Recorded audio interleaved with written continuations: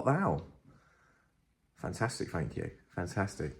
I've resorted to literally talking to myself at this stage because obviously where I live on my own, I feel like the best company to have is your own company. That's all about me, really. Me, myself and I thought I'd take you through a little day in the life today. I'm on the casting couch, thought I'd start off this way, so to speak. Got a long day ahead of me. So I've got fight day on Sunday. So I've got a couple of days. It's Friday at the moment. I've booked a day off work. Got to get my jackets dry cleaned and such. I'm going to go for a fasted walk, have a coffee by the river, and just literally relax. Make like Frankie Goes to Hollywood, just relax. And also as well, see if everyone's paid for their tickets. If they haven't, then probably get my legs chopped off or something and then dumped in the Everglades. No, that's Florida, isn't it? Anyway, without further ado, let's get this party started. So I had a little bit of a mare, didn't I? Went to the old dry cleaners laundrette and I said, yeah, I've got 2 jackets here, 2 jackets. They're actually coats. Obviously I'm not quite with it, so there was a lot of fruitful language I could have used instead of that, but let's just say, you know, she wasn't very impressed. But getting them back, and she was, oh yeah, come bring them Monday. Okay, right. Oh, okay, well I've got something on Monday, 12 o'clock, getting the tattoo done after my fight. All right, what time? Oh, anything after 12.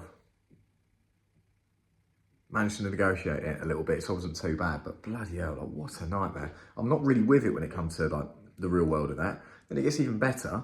Driving past, going back home, right next to the tattoo studio I'm going to, is a laundrette, a dry cleaners. Like, which is, yeah, I'm not quite with it. Classic autism that, so I know a place, I'm familiar with it, so therefore I'll just go there, and that's what I tend to do.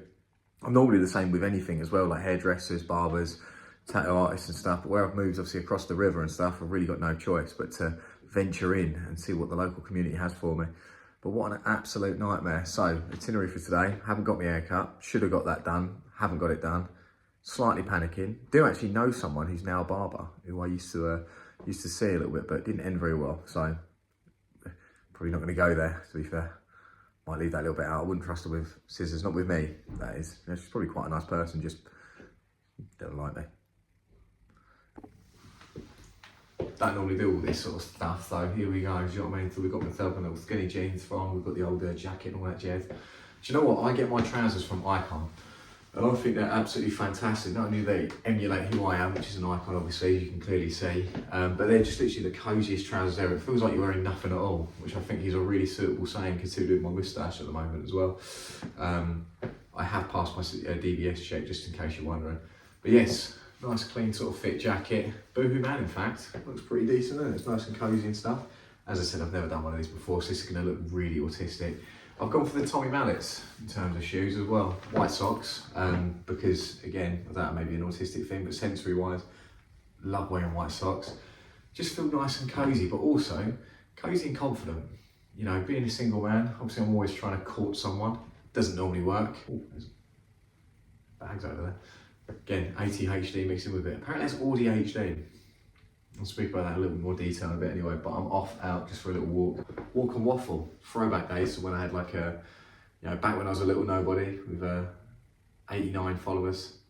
12 of them were pending, but you know, 89 followers. With a hat as well, I know it looks like I'm storing a peanut up in there, it's just my big massive noggin. It's not just because my hair looks a little bit dodgy at the moment, but it's also because trying to keep as much body temperature as possible. This is how paranoid I get when it comes to training for a fight. I normally always try and keep as comfortable as possible, but also as warm as possible as well. Because obviously that change in temperature, because that's when you can sort of come down with something, you know, so to speak.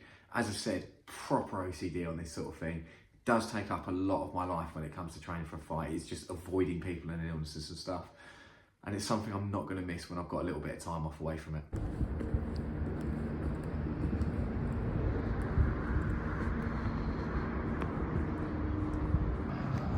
Opted for a coffee, or cappuccino, a little bit of chocolate sprinkles, every little treat.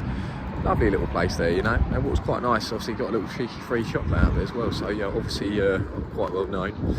So that's why gentle trot, whack the music in and just literally zone out a little bit. And this is what it's all about, obviously, where I am ADHD, so to speak. It's finding ways to switch off. I was talking to a client about this not so long ago and about how to switch off the mind through meditation, and I started off by literally staring into space having an organic tea, and then it just sort of slowly progressed into breathing exercises, positive reaffirmations, manifestation and all that jazz as well. I'll talk more in about that as we go on in this video and stuff, but yeah, that's what I'm going to do, so my full meditation.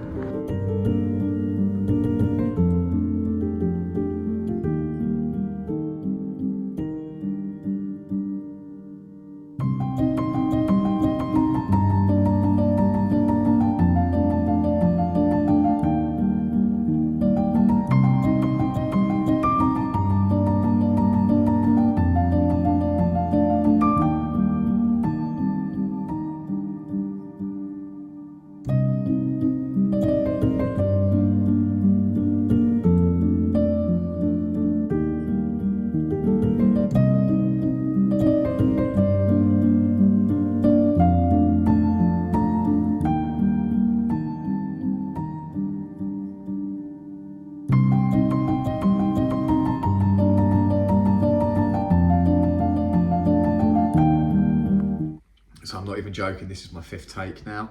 It's taken me all day of procrastination and doing little mini tasks here and there to get to this point of filming this video. It's taken me 20 minutes to set things up. And as I said, I'm on my 5th take now. I always take a day off before my fight. Day off from work, that is, and I sort of minimalise my sort of clients in that sort of time. Reason being is it gives me a chance to get into my own headspace. I spend a lot of time meditating and self-reflecting when it comes to this sort of close to a fight. Gives me a chance to sort of just relax, visualize things. You know, I spend a lot of time getting into my own head, and I feel like that's one of the biggest parts of why I've achieved certain things as well. I've been written off quite a considerable amount of times, whether it's in boxing, education. I failed my GCSEs, left school with 2 Cs, and genuinely walking out of the school, I genuinely thought I passed with flying colours because I actually didn't read the grades very well, which is quite good. Saved face a little bit, not gonna lie. But I had to reset a lot of GCSEs and so forth in order to get onto my degree. Ended up getting through my degree. Did get a Desmond 2-2 for those who don't know, which was a little bit disappointing. But yeah, at the same token, I exceeded expectations, so forth. And I continue to do that with a lot of things that I pursue in life as well. When it gets close to a fight night, I always feel like packing it in. And it's because it's just, there is a lot of dedication that goes in, even to the boxing at my level. I box at a novice, unlicensed level. You know, I've only really been doing this for a couple of years. And through what I've learned, I mean, I started off using boxing or BoxFit as a way of losing weight. Through losing weight, I then obviously took on boxing a little bit more, started teaching BoxFit, but in order to pay my dues, I wanted to learn the sport a little bit more. Got into that, learned to fight, started fighting at the age of 26, quite a latecomer, so to speak, not talking section either. This time last year, I'd say this time 2 years ago when I was training for, I believe it was my 4th fight, I isolated myself from a lot of situations, you know, because it's just what I do in order to zone into what I'm pursuing and so forth. And I've got a good ability, it links in with ADHD/autism, or ADHD as I mentioned earlier, a good ability of zoning out and hyper-focusing. And obviously if that hyper-focus is interrupted, I get very pissed off and quite short-tempered and stuff. And that's something that, if I'm honest, one of the positives that comes out of me being single at the moment is I don't have a lot of interruptions or distractions, and so to speak. I don't have a lot of people to cater for, if you like, you know. So that is something. Not saying my ex was in any way, shape or form a drain, she certainly wasn't. But even just maintaining a relationship when I'm in this frame of mind, it's draining for me and it's draining for, obviously, again, my significant other. I've just noticed behind me, look, I look like a cone head. Have a look at that. Look at the size of my beak from that. This lighting's not doing me any justice. I mean, the veins are popping, that's great, but what is that? What is that? Don't know. But anyway, like, the thing is, I've got stuck into this boxing massively towards the, obviously the start of this year, got an injury and just spent most of my time pursuing pointless things, pointless relationships, yada, yada, you know the rest of the story. And obviously, since coming back off of my sabbatical, obviously I can't mention too much about it. All I will say is it airs around about March, April time. I literally took a fight on about 3.5 weeks notice, 4 weeks at a push, and dedicated a lot of time, isolated myself again from social activities, cut out drink, booze, you name it, everything. Drink, booze, it's the same thing, no? And cut a lot of weight in order to make weight for this fight. Had that fight, won that fight, fortunately, by the grace of God. And then obviously I went on to pursue this next fight that I was always booked in for, but it feels like I've dedicated a lot of time to it, and it does get to a point where you're sort of like, fuck me, how many more have I got of these to do? And to be honest with you, it's funny really, because I know I'll have this fight and I'll have a week off, tops, and then I'll be back in the gym again and I'll be loving it again. an amazing quote, obviously being a typical millennial that I learned that I heard on a podcast quite recently, is the journey to hell can feel like heaven, and the journey to heaven can feel like hell. And for me, obviously, my heaven is being victorious, having my hand raised, as menial as that sounds to a lot of people. So I've had to put myself through hell. You know, I've had to isolate myself and abstain from the simple pleasures. And again, if you know, you'll know. I'm not going to go into too much detail about that. Don't want to cause any sort of ruckus with regards to, I don't know where I'm getting at with that, but I just don't want to give myself a bad image, not just yet anyway. Bottom line is, I've sacrificed a hell of a lot. And there are going to be times when you're pursuing something that you're really passionate about where you lose that passion because there is a lot of sacrifice that you have to make. And there are a lot of times where you have to take yourself out of, you know, the fun situations, like, you know, the going out drinking, the party and stuff, all the stuff I absolutely love doing, and I'm sure I will be enjoying over the Christmas period and stuff. But again, there also comes a point where the partying has to stop. And if it doesn't stop and you're still enjoying these simple pleasures every single day, eventually you're going to land yourself in hell. And sometimes it's a lot harder to claw that back as well. From my perspective, by me enjoying things too much, I put on loads of weight. Then to train for the next fight, I have to make it a fat camp, which makes it even more stressful. The reason why training for this fight has been so much easier than any other fight is because I was already on weight when I started prepping for this one 6 weeks ago. So everything has come into fruition quite nicely. Obviously, 2024 has been an interesting year. It's been a lot of time to myself to reflect, and I realise I am quite self-sufficient. And I also realise, even in approaching sort of the dating game and stuff, because, you know, I've not continued to stop swiping on the free amigos, Tinder, Bumble and Hinge. Almost completely forgot what I was talking about then. Almost said Omegle. Craigslist. No. But you know, I still continue to sort of entertain that side of things and talk to people, but it holds less weight on it now because that's the sort of thing that doesn't matter to me. What matters to me is obviously my fight on Sunday, and then after that will be business and so forth. That's enough from me. I'll see you on the other side, as long as I don't get knocked out. I don't know what else to say, to be honest with you. Upon reflection, and I'm not talking about staring in front of a mirror, 2024 has been a massive year for growth for myself. Not just talking about my biceps. No, I'm joking.